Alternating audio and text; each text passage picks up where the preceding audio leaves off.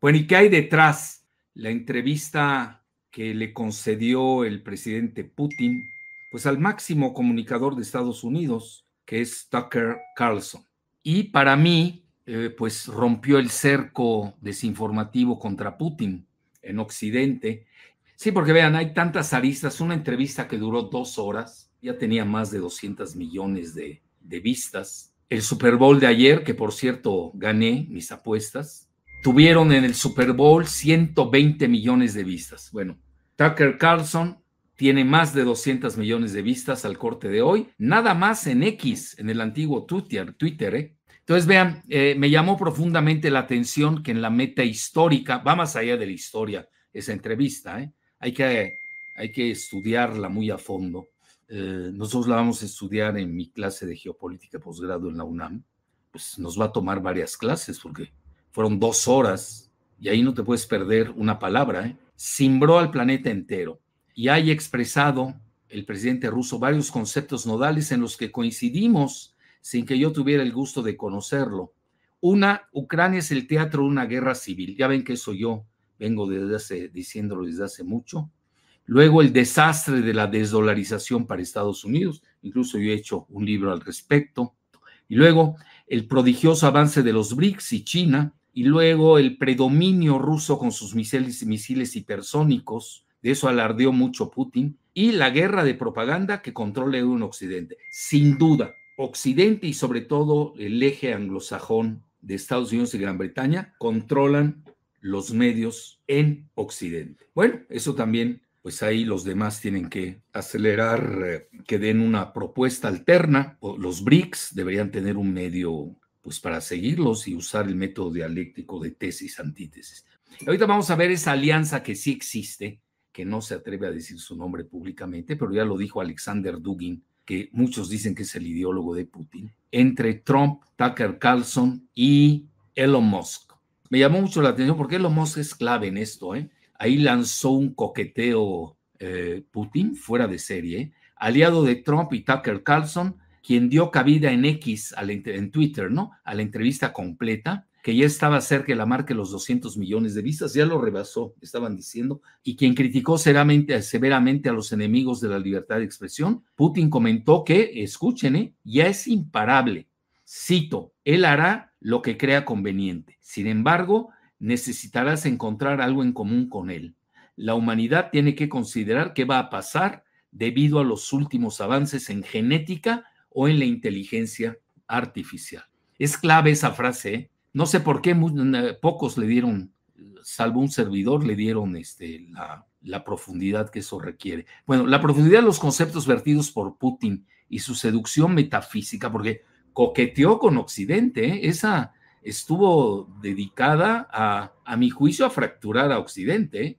Para negociar el contencioso de Ucrania con Estados Unidos, llevó a que Tucker Carlson anunciara, después de la entrevista, que le tomará un año sopesar todo lo expresado. Bueno, la entrevista del máximo comunicador de Estados Unidos, despedido de Fox News, perturbó las entrañas de las élites. Fíjense, a mí me llama mucho la atención cómo sí ve en términos jerárquicos al mundo Putin. Habla de élites, no habla del Deep State, yo agregué lo del Deep State, pero se habla de los inteligentes. Es decir, hay una inteligencia en el mundo, no está así suelto como muchos lo ven. Hay un orden jerárquico. Eso sí me quedó claro y me llamó mucho la atención que lo expresara continuamente el presidente ruso. Y enfureció al házaro neoconservador straussiano Bill Kristol, ídolo de los connotados desinformadores Krause, padre e hijo, quien exigió prohibir la entrada de Carlson a Estados Unidos. Imagínense a qué niveles. O ya lo están acusando, sobre todo el lado demócrata y estos que, el grupo de George Soros y todo ese de Vicky Nuland, todo ese grupo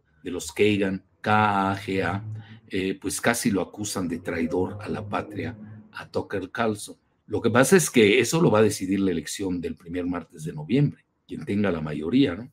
Lo cual fue imitado por la Unión Europea, que estudia impedir su escala. Incluso lo quieren juzgar, pisoteando la esencia volteriana de la libertad de expresión. Ustedes lo que dijo aquella frase célebre, no estoy de acuerdo con lo que dices, pero lucharé con todo para defender lo que tú expresas. palabras más, palabras menos. Ahí lo tienen. El Wall Street Journal propaló cómicamente que Tucker Carlson entrevistó a un doble del verdadero Putin, quien se encuentra en un frigorífico y falleció el año pasado por su enfermedad de Parkinson en 2020 y su cáncer de 2022. Bueno, de carcajada. Justamente los libelos bélicos forman parte de la guerra de propaganda que controla Occidente. Hay que saber discernir qué es propaganda, qué es análisis casto y puro. Evidentemente que Carlson es partidario de Trump y de Elon Musk, de eso no hay que equivocarse, es obvio. Y ahí es una gran señal, porque, primero que nada, ¿por qué lo acepta? ¿Ustedes creen que cualquiera que pide una entrevista con Putin se la da? Por algo se la dio a Tucker Carlson. Si la entrevista creó nuevas placas tectónicas en los gobiernos alicaídos de Occidente, su próxima entrevista con Edward Snowden, tomen nota, próxima entrevista con Edward Snowden, hoy asilado en Moscú, puede poner bajo la picota el manejo del espionaje cibernético por Washington. Amén de la legendaria rusofobia geopolítica, es de mi cosecha, del director de la CIA, William Burns, una de las supremas furibundes rusófobas de EU, Hillary Clinton se fue a la yugular de Tucker Carlson y lo calificó, vean bien, idiota útil de Putin. Ustedes saben que esa palabra idiota útil la usó Lenin y ahora se la fusiló aquí Hillary.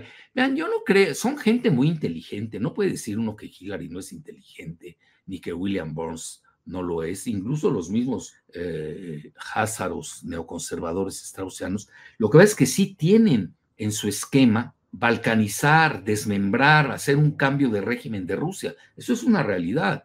Entonces, pues padecen esta rusofobia geopolítica, que a su juicio de ellos, de los que acabo de citar, les va a dar grandes dividendos. Yo creo que ya es demasiado tarde. Sí les dio dividendos en pues un tanto cuanto en la Segunda Guerra Mundial, en la Guerra Fría sin duda alguna, y ahora pues ya tengo mis dudas. Y vean, Dmitry Suslov, que es un gran pensador en asuntos internacionales ruso, dice, el presidente ruso puso en la lista las condiciones para que se detenga la guerra contra Rusia en Ucrania. Entonces dice, ahora la pelota está en el campo de la OTAN. Bueno, fue muy generoso Dmitry Suslov. Está en el campo de Biden. La OTAN. Y cito lo que sigue diciendo Suslov. Pienso que el más importante mensaje es de que Rusia está lista a una solución político-diplomática del conflicto de Ucrania. Ahí lo tiene.